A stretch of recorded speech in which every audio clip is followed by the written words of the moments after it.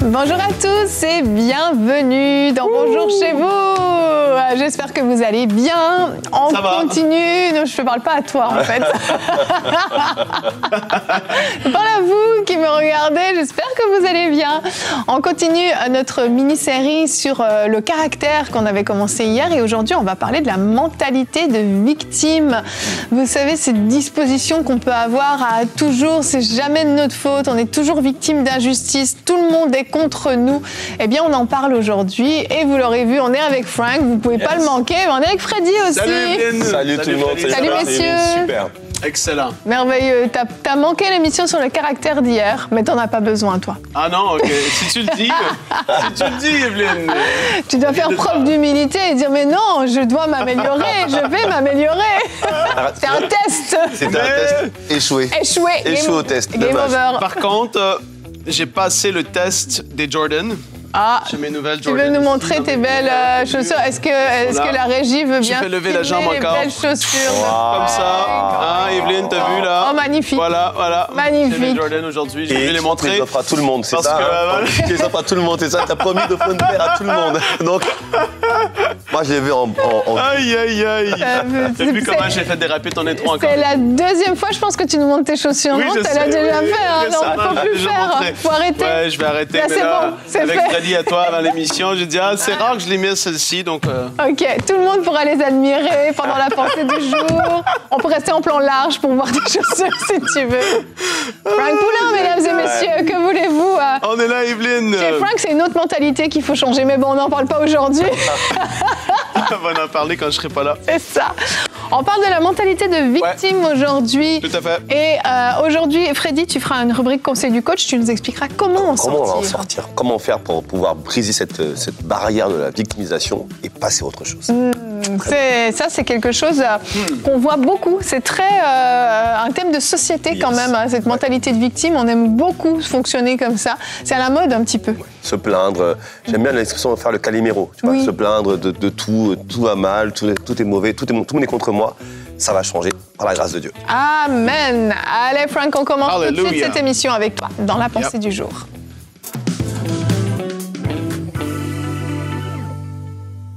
Eh oui, on vit tous des moments difficiles. On a vécu des injustices.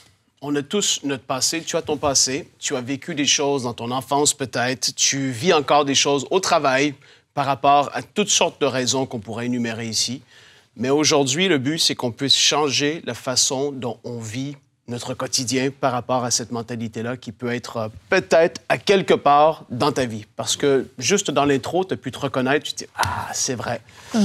Et alors qu'on regarde dans la parole, je veux regarder un passage en particulier avec vous, c'est dans 2 Corinthiens, chapitre 4, les versets 7 à 9. Et là, on voit Paul, il écrit à ses amis de Corinthe et il leur dit « Nous portons ce trésor dans des vases de terre. » Et là, les versets qui précèdent parlent du message qu'il porte, de la grâce de Dieu, de la puissance de Dieu qui transforme une vie, la nouvelle naissance, tout ça. Il partage sur qu'est-ce que lui et les disciples avec lui, qu'est-ce qu'ils portent en eux. Et il dit « Nous portons ce trésor dans des vases de terre afin que cette grande puissance soit attribuée à Dieu et non pas à nous. » Alors, regardez, on arrive où est-ce que je veux en venir. Verset 8. « Nous sommes pressés de toute manière, mais non réduits à l'extrémité.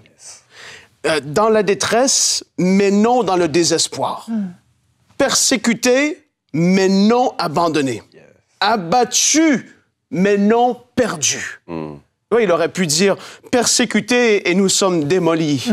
Et c'est parce qu'il y a de l'injustice partout autour de nous qui se fait à notre égard. Non, il est dans la mentalité persécuté, mais non abandonné. Dieu est avec nous. Amen. Wow! Il dit abattu, mais non perdu. Parce que toujours, Dieu nous ramène toujours et nous rappelle pourquoi on fait ce qu'on fait dans cette circonstance, dans cette situation. C'était toutes les injustices qu'ils ont vécues. Il mis à mort pratiquement.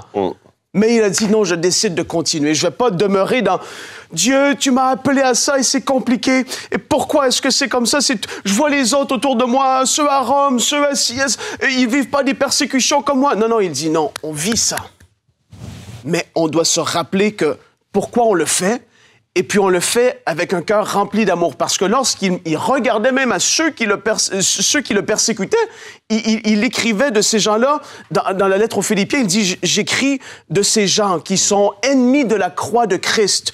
Je vous en parle en pleurant. » Il voyait ce que ces gens faisaient et il se disait « Mais ils ont tellement besoin d'un sauveur. » Il était rempli de compassion envers ceux qui le persécutaient. Il n'était pas dans cette mentalité « Ils sont mes ennemis et c'est à cause de eux que je... » Non. Je dois leur amener ce message. Je dois être celui qui continue à faire ce que Dieu m'a appelé à faire, etc. Il avait cette mentalité de même si je vis ces choses, je refuse de rester dans un état de mentalité où est-ce que je suis la victime et c'est la faute de Dieu, c'est la faute de eux, c'est la faute de... Non, non, non. Je fais ce que j'ai à faire. Et aujourd'hui, c'est de ça qu'on parle. C'est juste de faire ressortir cette réalité que les disciples, les croyants du premier siècle, ils vivaient pour eux, au niveau des persécutions, c'était terrible. Oui. Et aujourd'hui, nous, chacun de nous, moi inclus, on a vécu des injustices qui ne sont pas agréables. Mais tu dis, eux, que leur vie était mise à mort pratiquement, ils arrivaient à avoir cette mentalité-là. Je crois que chacun de nous, on peut grandir à un autre niveau dans notre mentalité, que ce soit ton partage aujourd'hui. Je le prie au nom de Jésus. Amen, amen. Et je crois qu'un des grands dangers de cette mentalité, et que peut-être Paul, Pierre, etc., auraient pu tomber dedans, c'est on se victimise tellement qu'on donne en fait l'opportunité aux autres de nous agresser, de nous dominer, de nous écraser.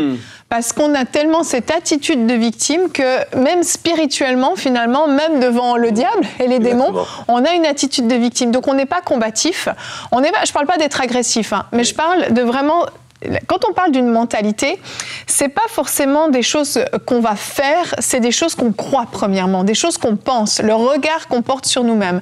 Et en fait, quand on a une mentalité de victime, on se voit plus petit, on se voit diminué, on se voit victime d'injustice, on se voit méprisé. Et même si les circonstances autour de nous ne sont pas exactement comme ça, on a toujours cette impression-là.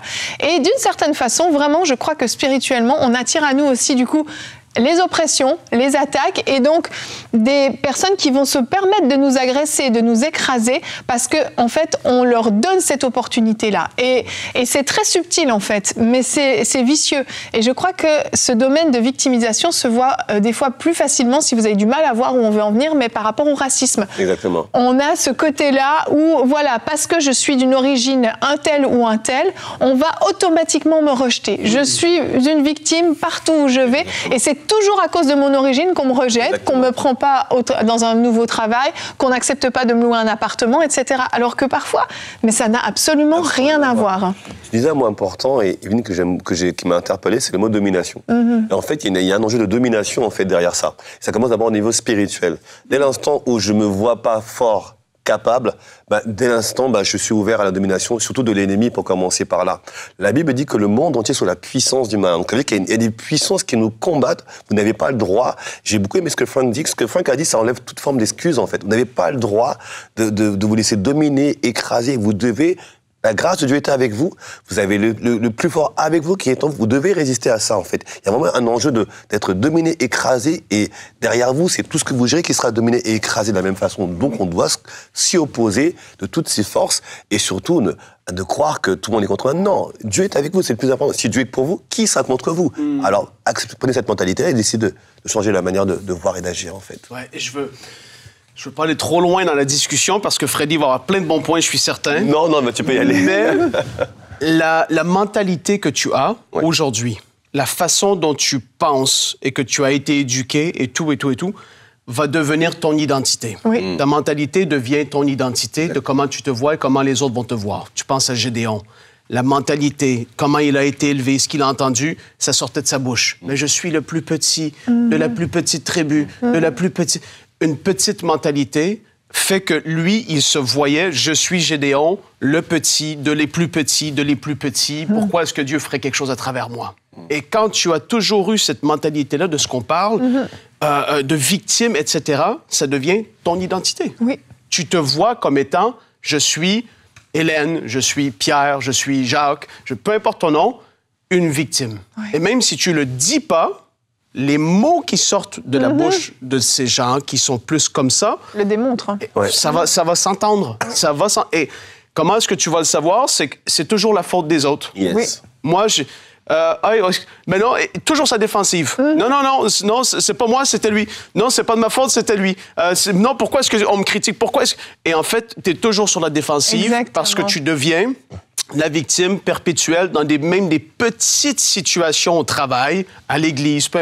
Tout de suite, toujours. Et donc, de faire attention que cette mentalité-là ne devienne pas ton identité, parce que ton identité, comme on le voit de Paul, partout où est-ce qu'il écrivait dans les Épîtres, il a dit « Je prie que Dieu illumine les yeux de votre cœur afin que vous compreniez quelle est la puissance, la grandeur, toutes les choses, la richesse de ce qu'il a mis en vous. » Et il est en train de confronter la mentalité du petit, du ci.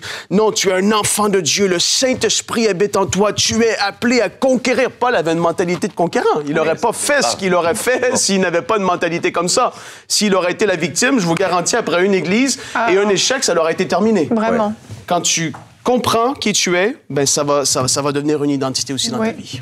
Et hier, on parlait de changer certains traits de son caractère. Et en fait, quand on a une mentalité de victime, comme tu disais, où c'est toujours la faute des autres, c'est jamais de notre faute, en fait, on ne change pas.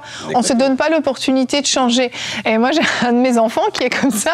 À chaque fois qu'il arrive quelque chose, mais j'ai rien fait, mais c'est pas moi, j'ai rien fait. J'en ai une comme ça. Mais c'est systématique. Et en fait, le problème, c'est que même si la chose était toute petite, un petit reproche, je sais pas, t'as oublié de mettre ton verre dans le lave-vaisselle.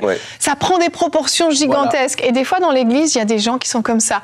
Tu veux leur faire un petit commentaire. Ah, tu sais, quand t'as dit ça, peut-être que tu devrais...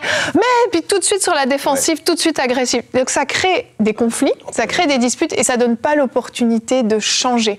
Et en fait, on parlait hier de l'importance d'avoir de l'humilité. Et je crois que la mentalité de victime, c'est justement l'inverse de l'humilité. Finalement, c'est même un peu une forme d'orgueil.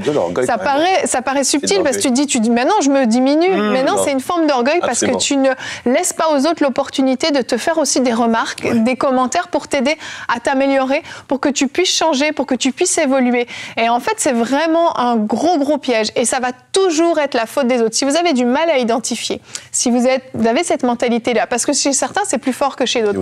Mais si, quoi qu'il arrive, c'est toujours la faute des autres. Vous avez du mal à accepter qu'on vous fasse des reproches, qu'on vous dise d'améliorer des choses. Tout de suite, vous êtes sur la défensive. C'est quand même un bon indicateur que vous êtes victime de cette mentalité. Il faut apprendre à ne pas se justifier pour tous les échecs ou ce que n'arrive pas à faire. Moi, j'ai eu un bon pasteur qui nous empêchait de nous excuser, en fait. Je lui demandais de faire un truc, tu n'avais pas le droit de dire « j'ai pas réussi à cause de ça ». Et ça, au départ, on ne comprenait pas, on disait, mais il est hyper dur, ce pasteur. Mais on n'avait pas le droit de se justifier. Vous savez quoi, ça nous a obligés à avoir une autre mentalité, celle que tout est possible. Le fait que tu ne pouvais pas lui dire, j'ai pas réussi à le faire, tu as trouvé les moyens de le faire, même différemment, en fait. Et ça construit une mentalité qu'en fait, que non, je peux tout faire par Christ qui me fortifie, en fait. Peut-être que je ne peux pas le faire moi, mais quelqu'un d'autre peut le faire à ma place ou avec moi. Et ça avoue que au départ, on était plutôt dur à se plaindre, parce qu'on est un peu francophone parfois, mais ça nous a vraiment changé de manière de penser, de croire que tout est vraiment possible et que je suis une victime en aucune façon, en fait. C'est ça. En fait, ça ouvre de nouvelles perspectives. Exactement. Là où tu te limitais tout le temps à cause de certaines choses et du regard que tu portes sur toi, tout à coup, tu as de nouvelles perspectives. Exactement.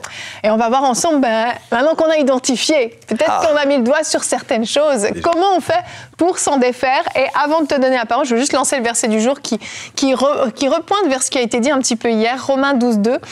Ne vous conformez pas au siècle présent, mais soyez transformés par le renouvellement de l'intelligence afin que vous discerniez quelle est la volonté de Dieu ce qui est bon, agréable et parfait. Merci, Franck. Ah, Yveline, on le fait ensemble. C'était beau. Le renouvellement de l'intelligence, Aurélie, on a beaucoup parlé hier, mais c'est une des clés pour sortir de cette mentalité. Mais Freddy, je te laisse la parole dans la rubrique Conseil du coach. On va rester sur la même thématique, changer le système de pensée, la mentalité. J'ai envie de vous dire aujourd'hui, change ta mentalité, tu n'es pas une victime. Et je vais commencer mon propos par un verset qui va vous parler à tous, je le crois. Nombre 13 au verset 33. Nombre 13, 33. Il nous est écrit ici. Et nous y avons vu les géants, enfants d'Anak, de la race des géants. Nous étions à nos yeux et à leurs yeux comme des sauterelles. Imaginez-vous la scène, vous avez quelqu'un qui regarde d'autres personnes, il dit qu'il avait l'impression d'être dans sa tête. Alors, j'étais dans sa tête, il me voyait comme une sauterelle, et moi-même, j'étais comme une sauterelle.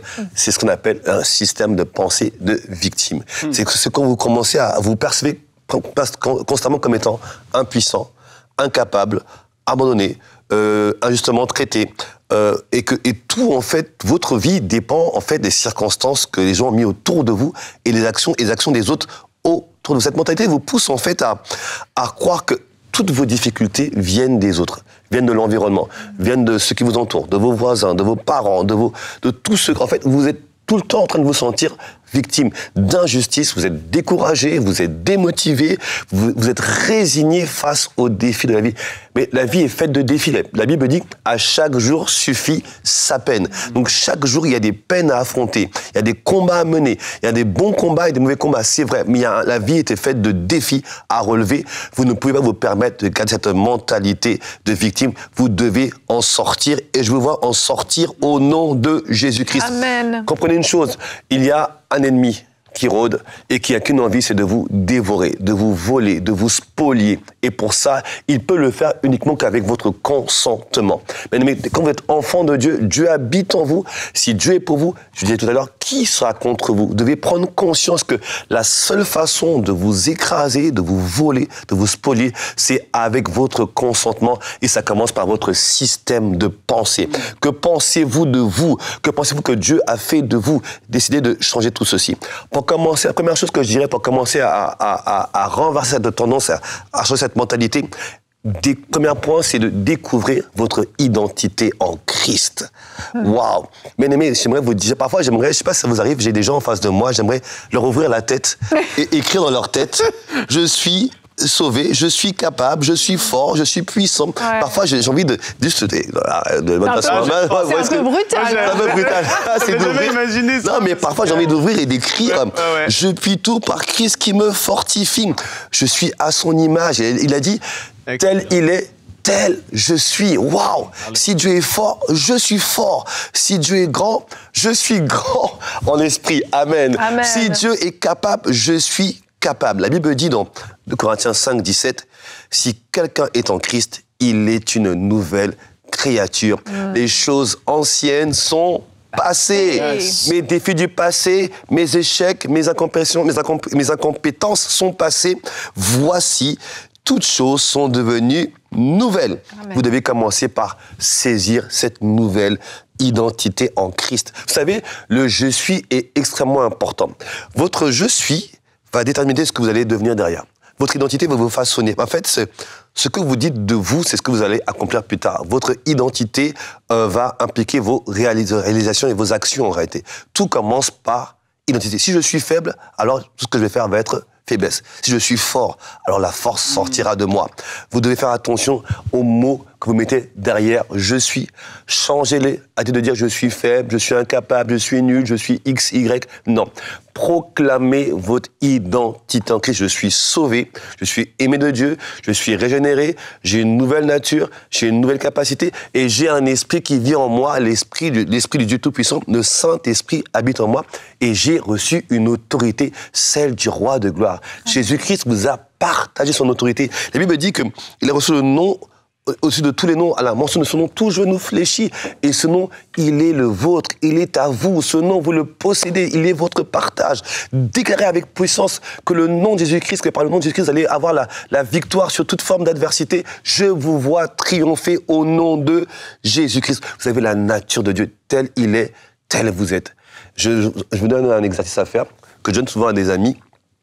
Écrivez sur un document ce que vous êtes en fait en Christ. Écrivez-le et affichez-le partout. Que vos yeux regardent partout ce que vous êtes devenu en Christ. Vous êtes une nouvelle créature. Vous êtes un champion dans le Seigneur par la grâce de Dieu. Amen. Deuxième chose, apprenez à regarder à Dieu et non à soi. Tout à l'heure, Evelyne a parlé d'orgueil et c'est ça. Parce que l'orgueil, c'est de pouvoir se focaliser sur soi et non pas ni sur les autres ni sur Dieu. Et regarder à Dieu et non à vous. Décidez de regarder plutôt à la puissance de Dieu, à la grandeur de Dieu. Moi, je me souviens, quand je suis dans mes premières années de conversion, j'avais un de mes pasteurs qui m'a appris à regarder à la grandeur de Dieu. Il y avait un livre qui s'appelait La crainte de l'Éternel de... Je ne sais plus de qui d'ailleurs. John Bever. John Bever, voilà. Il en parlait de la grandeur de Dieu. Waouh! Il m'avait fait lire ce livre, il m'avait encouragé à regarder combien Dieu était grand. Il m'a dit, imagine le système solaire. Ben, tu vois ça, et ben, Dieu le tient dans ses mains. En fait, je voyais la grandeur. Ça m'a appris à voir que mon Dieu était un Dieu immense. Il a fait de la terre son marchepied et l'univers tient dans le creux de sa main. Et ça, c'est votre Dieu. Ça, c'est votre Dieu. Si ce Dieu-là, non seulement il est avec vous, et il est en vous par son esprit. Apprenez à regarder à ce Dieu-là. Et c'est là que Paul pouvait déclarer aux Philippiens, dans Philippiens 4, verset 13, il leur dit « Je puis tout ». C'est quelqu'un qui est oppressé, qui est attaqué, qui est poursuivi, qui est combattu, qui est traité de traître par plusieurs personnes. Et il arrive à dire « Je puis tout ». Par celui qui me fortifie. Ouais. Le même Paul qui dit aux Philippiens, toujours, moi ça m'a toujours sidéré, il est en prison à Rome. Alors les prisons romaines n'ont rien à voir avec les canadiennes et les américaines, c'était les prisons romaines, et je vous dis là-bas, il n'y a pas de repas, il n'y a pas de salle de sport, il n'y a pas de télé, rien de tout ceci. On est enchaîné. Ouais. Il arrive à dire, soyez toujours joyeux. Waouh, wow, comment tu arrives à dire, soyez. C'était une personne qui avait dit, je ne serai jamais la victime d'un système. Ouais. Même dans ma pensée, je vais cultiver la joie. Il arrivait à dire à des personnes dehors, soyez toujours joyeux. En fait, décidez de faire confiance à Dieu. Bâtissez sur Dieu. Regardez à Dieu face aux épreuves de la vie. Ne regardez pas à vous et à ce que vous possédez. Regardez à ce que Dieu peut faire et rien n'est impossible à votre Dieu. Amen. Numéro 3, ce que je vous propose, premièrement, c'est d'abord rebâtir l'identité, 2, regarder à Dieu, et 3, une chose qu'on ne fait pas assez, c'est rendre grâce à Dieu. Les amis, il y a toujours moyen de rendre grâce à Dieu. Parfois, des choses qui vont mal, parfois j'ai échoué, mais au lieu de me plaindre, je peux peut-être dire à Dieu, merci de m'avoir montré que ça ne marchait pas. Par exemple, rendez grâce à Dieu. Même dans un décès, je peux rendre grâce à Dieu pour quelqu'un qui a vécu longtemps, qui a été une bénédiction pour nous. On peut toujours, apprenons à toujours rendre grâce à Dieu. Je me réveille le matin, je respire, je rends grâce à Dieu. J'ai pu travailler, je rends grâce à Dieu. Il fait froid, je rends grâce à Dieu parce que je ressens le froid quand même. Et rendez grâce à Dieu en toutes choses. Il y a une force qui se passe dans l'action de grâce, c'est que quand tu rends grâce à Dieu, tu te défocalises de toi. Et tu te concentres sur Dieu. Oui. Puis tu dis merci, puis tu vois sa grandeur, puis tu vois sa force, ses bontés envers toi. Et même, une chose que fait l'action de grâce, c'est que ça te rappelle par où tu es passé par le passé. Tu as passé une épreuve, il t'en a fait sortir. Et bien celle-ci, il t'en fera sortir encore. Alors apprends à dire merci. Même quand c'est difficile, rends grâce à Dieu, ne te plains plus. Arrête. Les victimes se plaignent en permanence. Ceux qui ne sont pas victimes rendent grâce. Bénisse Dieu pour ce qui arrive, rendez grâce en toutes choses, c'est votre volonté, c'est la volonté de Dieu à votre égard. Ça vous permet d'abord de voir qu'en fait, il ne vous manque pas grand-chose en réalité. Quand tu rends grâce à Dieu, tu commences à compter les bienfaits de Dieu. J'aime bien ce chant qui dit « Compte », bon, il ne va pas chanter parce qu'il va pleuvoir chez vous, mais compte les bienfaits de Dieu et tu vois combien le nombre en est grand. Amen. Comptez les bienfaits. Vous n'êtes pas victime, vous n'êtes pas abandonné, vous avez Dieu avec vous. Et j'aimerais prier avec vous. Alors, je donne 2-3 points. J'aime qu'on puisse prier ensemble, si vous le voulez bien. 4e point, c'est assumer vos responsabilités. Prenez la responsabilité de vos choix, de vos actions. Assumez. Même si ça ne fonctionne pas, assumez vos choix. Ne blâmez personne d'autre. Vous avez fait un choix, ça ne marche pas. Regardez à vous et non pas aux autres. J'aime ce verset de Galatie 5 qui dit « Chacun portera sa propre charge. Prenez votre charge, assumez-la. Ce qui va se passer, c'est qu'en faisant ceci, vous allez reprendre le contrôle de votre vie. À force d'assumer, vous prenez le contrôle, vous allez prendre conscience que j'ai des capacités, j'ai une force, et je peux décider par moi-même ce que je veux devenir, ce que je veux faire. Prenez votre charge, assumez vos responsabilités. Ne laissez plus personne décider à votre place. Laissez plus personne prendre une décision pour vous. Prenez votre décision vous-même et allez jusqu'au bout. Si ça ne marche pas, au moins vous aurez pris vos responsabilités, vous aurez appris sur le chemin de la responsabilité. Et enfin, pour finir, ayez foi en Dieu et en sa délivrance. Ayez foi en Dieu. Rappelez-vous que derrière chaque système de pensée, il y a un esprit. Derrière un système de pensée que j'héberge et que j'accepte, il y a un esprit qui veut prendre le contrôle de ma vie. Ayez foi en Dieu que Dieu peut vous délivrer de cette mentalité. S'il y avait un esprit derrière, il va vous libérer de cet esprit-là. La Bible dit dans le psaume 23, verset 4, quand je marche dans la vallée de l'ombre de la mort, je ne crains aucun mal, car tu es avec moi.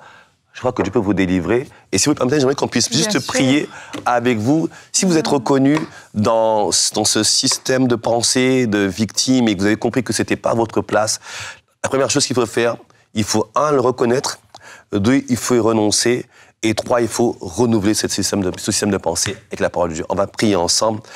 Père, au nom de Jésus-Christ, nous voulons te bénir pour ce temps, cette émission, et nous voulons prier pour tous ceux qui se reconnaissent dans ce système de pensée de victime, Père, et nous prions maintenant ensemble, et nous décidons ensemble de renoncer à cet esprit de victimisation, de renoncer à ce système de pensée, d'auto-dégradation, système de pensée où nous acceptons les œuvres du mal, nous y renonçons au nom puissant de Jésus-Christ, et nous demandons ta grâce pour une délivrance profonde, puissante. Pour chacun d'entre nous, nous plaidons le sang de Christ envers de tous ceux, Père, de grâce qui nous suivent et qui disent « Seigneur, j'ai besoin de toi.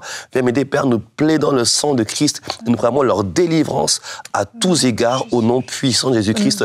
Et nous prions, Père, que tu accordes la grâce de pouvoir maintenant regarder à ta parole, la pratiquer et de voir un nouveau système de pensée conforme à ta parole, à ta volonté, à ton royaume, prendre place dans leur cœur, dans leur âme, dans leur vie. Et cela pour ta seule gloire, Père, au nom de Jésus le Christ. Amen. Amen. Amen, les amis. Amen. Que Dieu vous garde et vous bénisse. On est ensemble.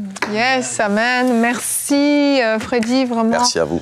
Ah, c'est un sujet super important, très peu abordé, trop peu, je pense, parce que malheureusement, on peut subir ce genre de choses pendant des fois des années et des années. C'est vrai. On n'arrive pas à identifier, à comprendre. Donc vraiment, s'il vous plaît, si vous vous êtes reconnu, ne dites pas non, je ne veux pas gérer ça, je vais rester comme ça. Non, comme on l'a dit hier, on va de gloire en gloire, on change. Et si Saint-Esprit a mis le doigt dessus, eh bien, allez-y, saisissez-vous de ça et décidez de changer en mettant en pratique les conseils qui ont été partagés. Merci Freddy, merci Frank. Merci à vous, Frank, merci Evelyne. Merci. Et on continue cette mini-série, on a parlé du caractère, de la mentalité. Demain, on va bannir la peur. Yes. On refuse la peur à tous les niveaux, la peur d'échouer, la peur des démons, la peur de la mort, de la solitude, peu importe toutes les peurs qui vous lient.